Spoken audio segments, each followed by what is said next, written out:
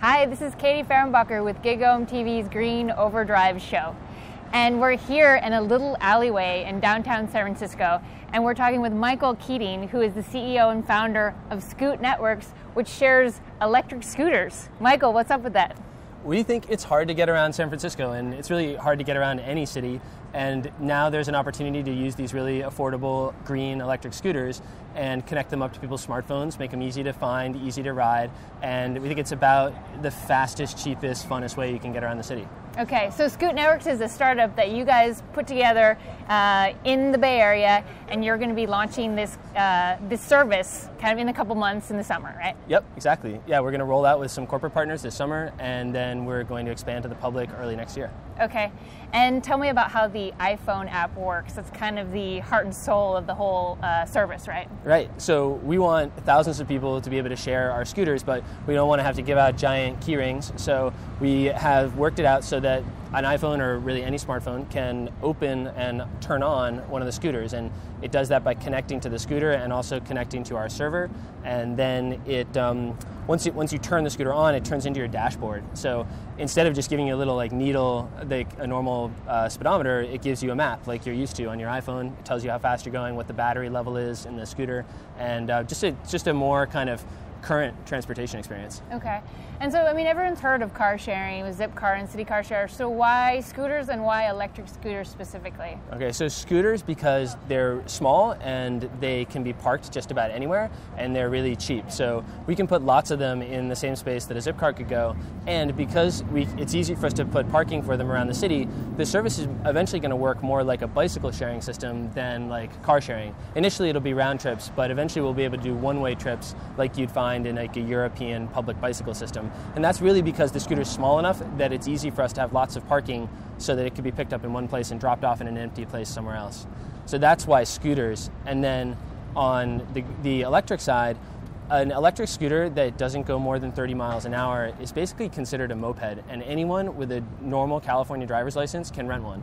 So that means that we get a scooter that's kind of as fun and easy to ride as a Vespa, but it doesn't have the combustion and all the complexity of like a normal gas engine, and so it makes it easier for people to use it and for a broader class of people to use it. Okay, and you guys are benefiting from the fact that the market for electric scooters in China is kind of exploding right now, right? Yeah, the scooters are cheap, but they're not cheap because they're made in China. They're cheap because they're made for China. So the main new way of getting around a Chinese city right now, if you live in a Chinese city, is an electric scooter, and there's making about 10 million of them every year, almost all for people in China. So we are just buying some of those, and we're buying kind of high-end ones, and we're upgrading them for the American market, and we're bringing them over here and deploying them in a shared system. Okay, and what's this one? Tell me about this model. This model costs us $900, and we then we add our electronics to it. We add our smartphone dock, and it goes up to 30 miles an hour, and it has a 1.2 kilowatt hour battery, so it'll go about 25 miles in San Francisco, depending on how many hills you're climbing and how fast you're going.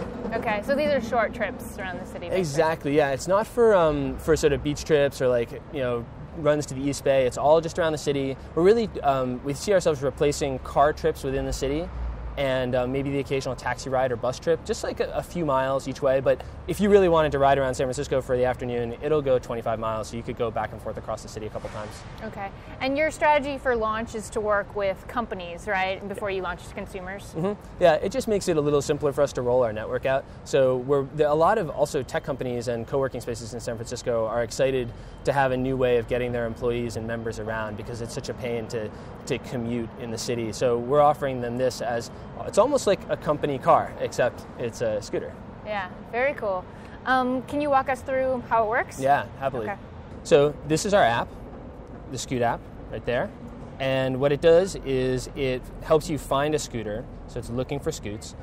And right here, there are a bunch of them. Ooh. So we're going to zoom in, and we're going to pick one. Oops, not that one. Hold on a second. Scoot 16. Reserve that. Hold on. Just getting a little touchy. Great. So we reserve it, And now it's telling us that we should dock it in the dock on the phone, so we'll do that. And just pop it in here. It's connecting to the scooter, and great, now it's your dashboard. So now that it's connected, it's ready to go. And all you do is press the start button. And the scooter is unlocked and it is powered on. So you've got about 2/3 of a battery, and you can throttle it, and you can see. So the 58% is how much battery you have left? Exactly. Okay. Yeah. And that's your speed? And that's your speed. And that's how long much you've time? been riding. Yeah, exactly. Okay. And then when you're done, you just end your ride.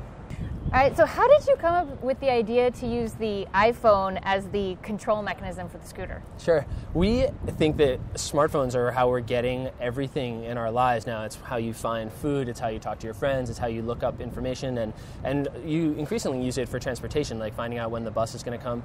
So we thought it would be great to just bring that experience together with the scooter, and also in a way that would allow us to take advantage of all the great things that are built into smartphones and make it a part of our service. Like if we designed our own custom hardware and the next generation of smartphones that come out, it would certainly do cool things that we hadn't thought of, and it would make our hardware look kind of dated. So we thought if we want to stay current with all the new technologies that people are using every day, we should just build those technologies right into our service. Okay. Can I test drive it? Yeah, of course. All right, so Michael and I are about to take the Scoot Network scooters for a ride around downtown San Francisco. All right, you ready? Yeah. Okay. You get your brake covered, and then just like a little twist. Oh yeah, There you go. it's hard. Ooh.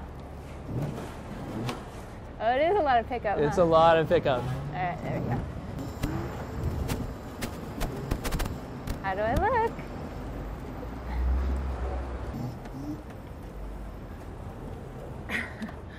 So Michael and I just rode around San Francisco.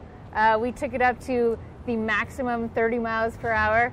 And it felt really good. It's the 100% torque does make the acceleration very fast, but it's a really smooth ride once you start going. Great. Well, thank you Glad very you liked much, it. Michael. We really appreciate the time, and good luck with Scoot Networks. Thanks for checking us out.